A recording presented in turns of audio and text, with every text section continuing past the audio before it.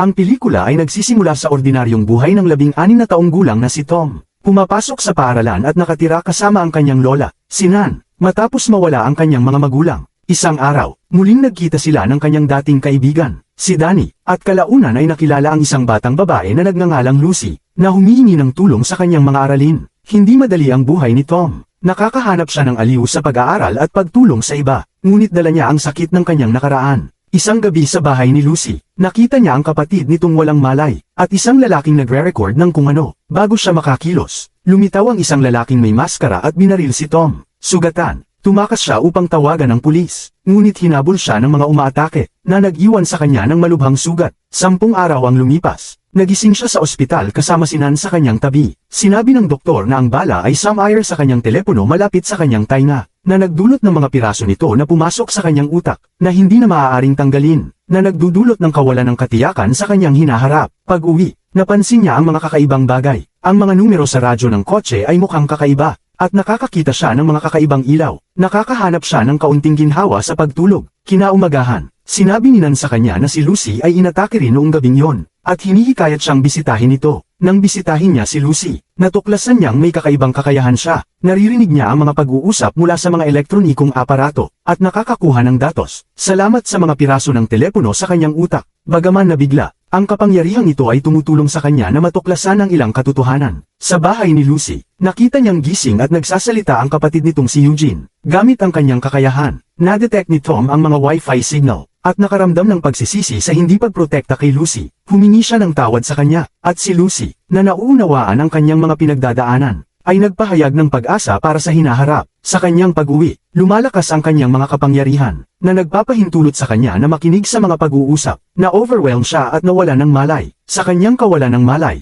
nagkaroon siya ng bisyon tungkol kay Eugene. Ipinapakita na nandoon si Eugene noong gabing inatake si Lucy. Pagkagising niya, sinabi ni Tom kay Nan na balak niyang bumalik sa paaralan pagkatapos ng kanyang operasyon. Bagamat nag-aalala, sinuportahan niya ang desisyon nito. Pagbalik sa paaralan, muling nagkita sina Tom at Danny, at ibinahagi ni Tom ang kanyang hinala tungkol kay Eugene. Hindi ito pinansin ni Danny. Sinasabing maaaring pasaway si Eugene, pero hindi gagawa ng ganoong kasamang bagay. Sa bus ng paaralan, napansin ni Tom na ang lahat ay abala sa kanilang mga telepono. Sinusuri ang kanilang mga signal habang nalulunod sa kanyang mga iniisip. Binanggit ni Danny ang isang party sa gabi, at tinanong si Tom kung sasama siya. Nag-aalinlangan. Malabo ang sagot ni Tom. Sa paaralan, nakatuon ang atensyon ni Tom sa telepono ni Eugene. Hinihinalang siya ang nanakit kay Lucy. Habang tumatagal ang araw, nakita ni Tom na nakatanggap si Eugene ng isang video, gamit ang bago niyang kakayahan. Nalaman niyang ito ay ang video ng pag-atake kay Lucy. Galit na galit, ibinuhos niya ang kanyang enerhiya at pinainit ang telepono ni Eugene. Napagtanto niyang kaya niyang magpatigil ng mga telepono sa pamamagitan ng pagmamanipula ng signal, kaya't nakaramdam siya ng kapangyarihan, at nagpa siya na gamitin ito upang harapin ang mga nanakit kay Lucy. Sa gabi, pumunta siya sa party na binanggit ni Danny. Nakita niya ang mga kaibigan ni Eugene na may suot na sapatos na katulad ng suot ng mga lalaking nandoon sa bahay ni Lucy noong gabing inatake siya, na nagpapatibay ng kanyang hinala. Naging agresibo siya kay Eugene, na hindi ito tinanggap ng mabuti. Halos magkaroon ng away, ngunit namagitan si Danny at pinigilan ang sagupaan. Kahit hindi naniniwala si Danny, kumbinsido si Tom na sangkot si Eugene sa pag-atake kay Lucy. Pagkatapos ng party, kinausap niya si Lucy at pinilit itong bumalik sa paaralan. Nag-aatubili si Lucy, takot na harapin ang kanyang mga nang-atake. Pinakalma siya ni Tom. Sinasabing kailangan nilang mag-aral ng magkasama at harapin ang kanilang mga pagsubok. Habang nag-uusap sila, nakita ni Lucy sina Eugene at ang tatlo nitong kaibigan sa kalye, na nagpapatunay sa hinala ni Tom na sila ang mga nang-atake sa kanya. Pagbalik sa bahay, patuloy na nakakakita si Tom ng mga signal at kalkulasyon, na para bang nagkaroon ng kakaibang kakayahan ang kanyang isipan na makakita ng mga bagay na lampas sa normal na pakiramdam ng tao. Sa gabi, sinimulan niya ang kanyang paghihiganti. Nagpapadala ng anonymous na mensahe sa grupo ni Eugene. Natutunan niyang i-hack ang mga mobile phone server at iba't ibang elektronikong kagamitan gamit ang kanyang isipan. Matagumpay niyang nahack ang telepono ni Eugene at pinalawak ang kanyang kontrol sa lahat ng elektronikong kagamitan sa bahay ni Eugene at ng kanyang mga kaibigan, na inilalantad ang mga pribadong sandali. Isa sa mga ito ay ang pagkakakita kay Cass sa isang kaiyahiyang sitwasyon sa kanyang kwarto. Kinabukasan sa klase, sinamantala ni Tom ang kanyang bagong kakayahan at ginamit ang projector upang ipakita ang video ng nakakahiya na sandali ni Cass. Nagtawanan ng buong klase, at si Cass, labis na napahiya, Hinarap ang kahihiyan sa harap ng lahat. Nang bisitahin ni Tom si Lucy pagkatapos, inintriga niya ito sa bagong kwento na kanyang ibinahagi. Sa simula, kinontak niya ito ng anonymous. Sinasabi na tawagin siya ni Lucy na "Iboy". Pagkatapos, inimbitahan niya ito na mag-enjoy sa tanawin sa tabi ng ilog, na senyales ng positibong pagbabago sa proseso ng paghilom ni Lucy.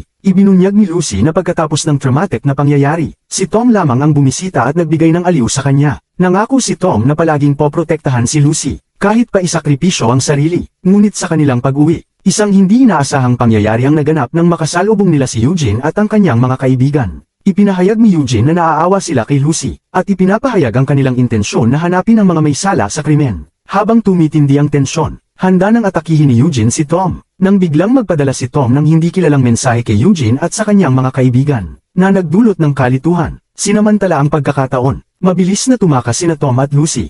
Nagpatuloy ang kampanya ni Tom laban kay Eugene sa gabi, nang biglang matagpuan ni Eugene at ng tatlo niyang kaibigan ang kanilang sarili na nakakandado sa isang kotse. Biglang yumandar ang makina ng mag-isa, at nagsimulang maglabas ng usok. Gamit ang radyo, tinanong ni Tom kung bakit nila inatake si Lucy, at ibinunyag na inutusan sila ng isang taong nagngangalang Katz. Si Cass, na sa wakas ay nagsalita, ay umamin sa kanilang pagkakasangkot sa pag-atake. Nabunyag ni Tom ang utak sa likod ng lahat ng krimen, si Katz. Pagdating niya sa lugar ni Katz, natuklasan niyang nandoon si Kian at, sa hindi inaasahang pagkakataon, pati na rin si Danny.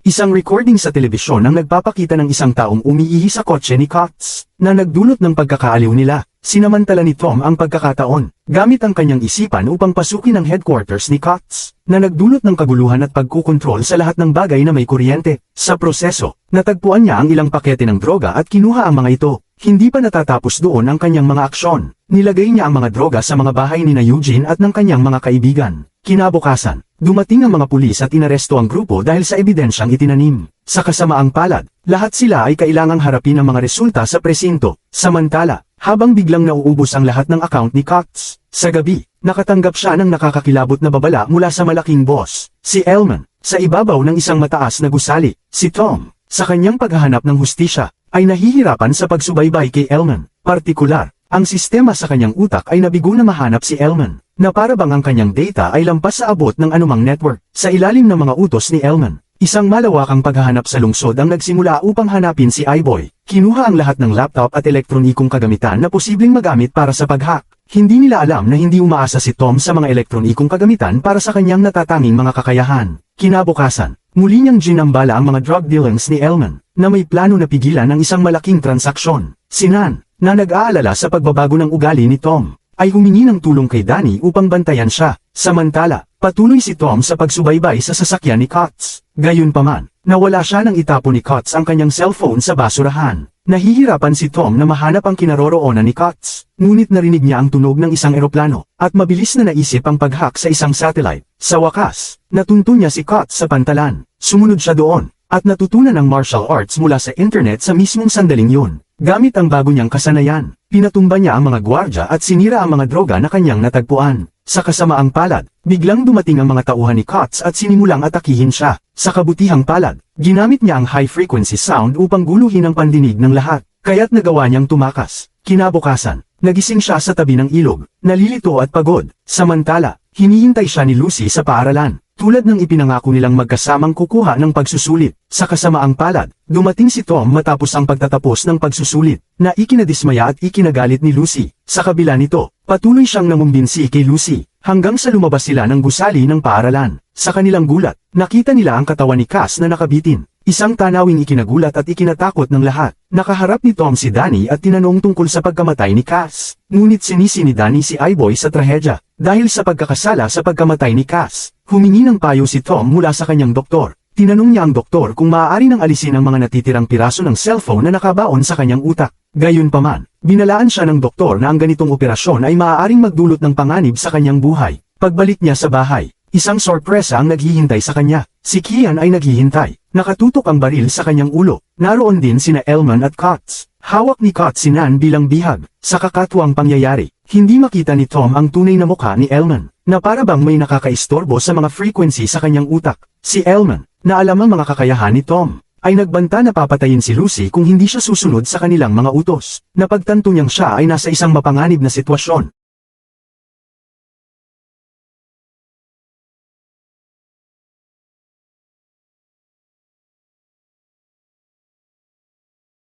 Habang si Lucy ay nasa ilalim ng ambush ni Eugene, mabilis na ginamit ni Tom ang kanyang mga hacking skills upang sirain ang cellphone ni Eugene. Agad siyang tumawag ng pulis upang iligtas si Lucy. Kasabay nito, nakipag-ugnayan si Elman kay Danny, na ibinunyag ang pagkakakilanlan ni Tom bilang I-boy, na ipinagkanulo ang kanyang kaibigan para sa pera. Nakagugulat, si Danny ay naging isang traidor mula pa noon. Pinilit ni Elman si Tom na mag-hack sa isang bangko at ibalik ang nawalang balanse ng account nito. Gamit lamang ang kanyang isipan, unti-unting napuno ni Tom ang walang laman na account. Samantala, sa lokasyon kung saan bihag si Lucy, nagsimula nang dumating ang mga pulis. Gayunpaman, nakatakas si Eugene at ang kanyang dalawang kasabwat sa ambush. Si Lucy, sinamantala ang pagkakataon. Kinuha ang isang baril na nakahiga sa tabi at tinutok ito kina Eugene at ang kanyang mga kasamahan. Mabilis siyang nakatakas, ngunit nakasalubong niya si Elman na kasama si Tom. Sa kasamaang palad, muli siyang naging bihag, at inutusan ni Elman si Tom na punuin muli ang kanyang account ng malaking halaga ng pera. Hawak ni Elman ang telepono, ngunit nagambala ang sistema dahil sa isang frequency tamper na nakaimbed sa kanyang ulo. Nahihirapan si Tom na i-hack ang cellphone ni Elman, at sa halip na dagdagan ng pera sa account,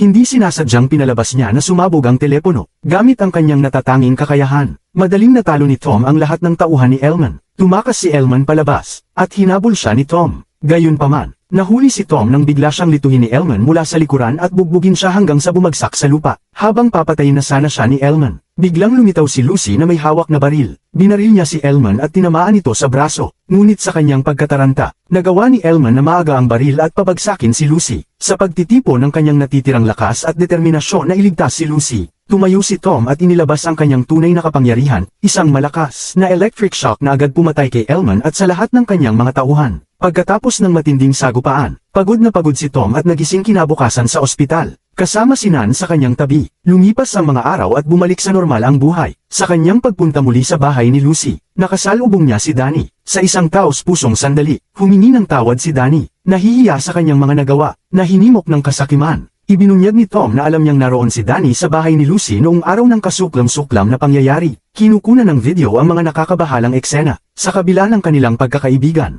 hindi ito hinarap ni Tom noon. Ngayon, binigyan niya si Danny ng pagkakataon na maunawaan ang kabigatan ng kanyang mga ginawa. Ngunit mariing sinabi ni Tom na tapos na ang kanilang pagkakaibigan at ayaw na niyang makita pa siya muli. Samantala, lumabas sina Tom at Lucy para sa kanilang unang date. Nakatagpo ng kapayapaan at ginhawa sa isa't isa. Alam na ni Lucy na siya si I-boy. At bagamat mayroon pa rin siyang superpower sa pag-hack, determinado siyang gamitin ito para sa kabutihan. Nagtanghalian sila sa isang romantikong hapunan sa tuktok ng isang gusali, at nagbahagi ng isang halik sa ilalim ng mga ilaw ng lungsod. Umaasa sa isang kinabukasang puno ng pag-asa at hustisya. Wakas,